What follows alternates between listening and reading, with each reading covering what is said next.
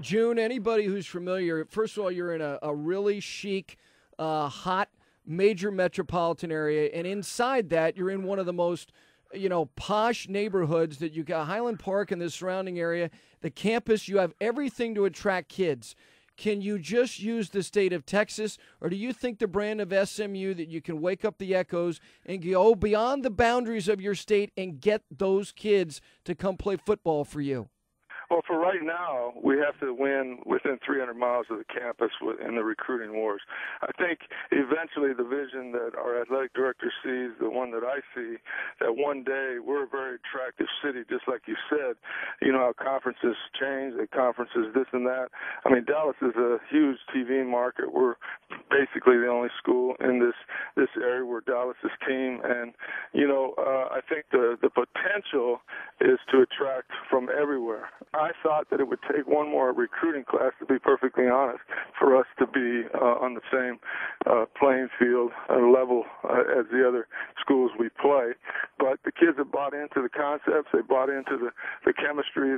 They understand. They're starting to love each other, play together, and the result is we have 6 wins. June Jones, head football coach at SMU. They are bowl eligible with Gary and Gresh here in the First Word, Sirius XM Mad Dog Radio.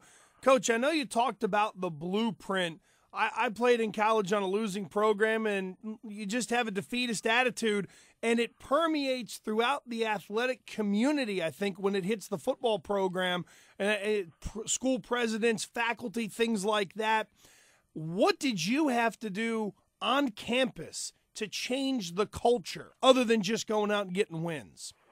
Well, it's interesting. You're very well schooled on all these things. I can tell you've kind of been through it. Well, I'll be honest with you.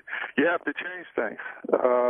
I've done some things here that normally I think SMU doesn't. Steve Orsini believes the same way I do. We changed our uniforms, for example. We brought in 2 beautiful wild Mustangs to be on the field with us. We've changed kind of the direction and the personality of not just what we're doing in the locker room, but you have to change sometimes the traditions and change sometimes some things to rebrand yourself completely. In Hawaii, that involved changing our uniforms, changing our colors. We went from a rainbow to a warrior. We changed the H, that H is probably the most recognized H now. Anybody that sees it, as soon as they see it on a helmet, they know it's Hawaii, and it's just doing those type of things you have to do to rebrand everything. And it is not just a locker room change. It is a culture change. It's a mindset change that goes from the classroom to the community to everybody. And we're doing some things also bringing a lot of kids to the games so that all the kids in Dallas don't even know SMU campus is here. For the Tulane game, we're going to have 200 buses picking up boys and girls clubs, YMCA's, and bringing them to the campus. Those kids are our future, season ticket holders. They're our future students, our future student athletes, and they don't even know we exist. So you got to reach out and do all those kind of things. Coach, you got Andy. You said, yeah, you're really in tune with this. He's lost a lot in life, so he knows the whole thing about losing. He's been around a lot of losing in his life, so you pegged him right back. Very intuitive on your part. Let me ask you something as far as the whole state of college football. You're out there on the Big Island. You're playing your games late. I don't know how much you could devote to actually getting home and watching games. All the games are over. You're the last game of the day every day. Do you now take pleasure in, hey, I get to play an afternoon game, an early game in the evening, and get home and actually watch a college football game on a Saturday night now? Well, it's, to be quite honest, that's part of the change in here. I think that we need to be a night game all the time here in Dallas. We play 3, I think, afternoon games, and the rest are all at night at home. But that's kind of the rebranding thing, some of the things we're talking about. To be quite honest, in Hawaii, because the games were on so early, even if the NFL came on, game would come on at 7 in the morning. Yep. And so, you could watch watch almost every NFL game and still had time to go out and surf. So you know, I'm a football fan. I'm a junkie, and I'm at the hotel watching the games before we go.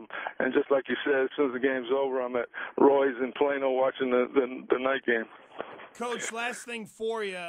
The program that you built so proudly has fallen very much on hard times.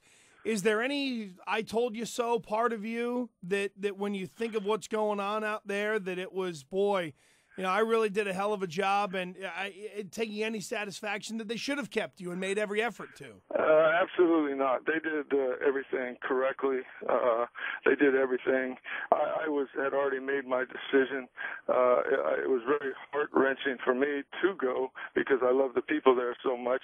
I do know they've struggled early, but I do know that they've won 2 in a row. They got a game that they can win this week, certainly, and if they win the last 2, who knows? We may be playing them in the Hawaii Bowl. So, you know, I think that the program has been settled. I think that there is enough there now. They stepped up when I left to do the things that they hadn't done. They got a new practice field. They've remodeled the coaches' offices. They've done the things that are necessary to win, which was frustrating me that hadn't happened in the 9 years, and we won in spite of all that. But I don't ever have those type feelings that you just described. I love Hawaii. I always will love Hawaii, and that's where I'll retire one day. Hey, June, final thing for me as we let you run here. I was always taught a goal is only a goal if it's attainable. You know, SMU used to fill Texas Stadium back in the day when Lance McElhaney was running that and pitching it out to Dickerson and James. Is it something, is it just merely a dream? I don't know about the Jerry Dome and filling that. Is it something that you think is attainable, that the reach of SMU football in 3 to 5 years can fill stadiums of that size again? Yes, I do. I think so. I do think that we are a small student population. If we got every student to come to our game, that's a underclass student. We only have about 6,000 that would come. So what I will continue to say is that we have to market ourselves to the community. And I think with the price of NFL tickets going through the roof, there is no other place that really a common guy can take his family to a football game. And so we're going to become that team. And I can see as we win and as we get going, the energy is coming to the program. And there's 4.5 million people right here that love football in this city, and they want to go watch it. And as long as we have a time that they can come watch us, which I think is a nighttime game on a Saturday because there's Pop Warner and hockey games and everything else during the day, I think we become Dallas's team, and I think we can do that. And like you said, in the next 3 to 4 years. Coach, congratulations on all the hard work. I know you're not there yet, but you're going to be going bowling. Appreciate the time you gave us. Thanks a bunch. Good luck wherever you end up at the end of the year. All right, mahalo, and I appreciate talking to you guys. Absolutely. June Jones, head coach SMU, first time since being assessed the death penalty. That'll never happen again in college sports. Things equally as egregious, Gresh, have happened on college campuses in athletics. No question. And nobody has gotten what they were served. You know what's very funny is the things that coaches look at. He talked about at Hawaii how they put in a practice facility and they redid the coaches' offices. Always a big thing with coaches. I have no idea why. That's June Jones, SMU. More with Gary and Gresh.